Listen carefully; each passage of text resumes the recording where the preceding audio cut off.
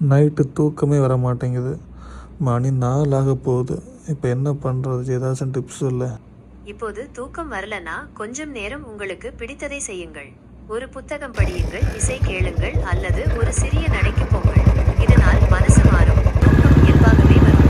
நீங்க தூங்க முடியாமல் அவதிப்படுவதை நான் புரிந்துகொள்கிறேன். நீ நீ சொல்லும் கதை நான் கேட்கும் வர நாமாகும் மாய பறவைகளே.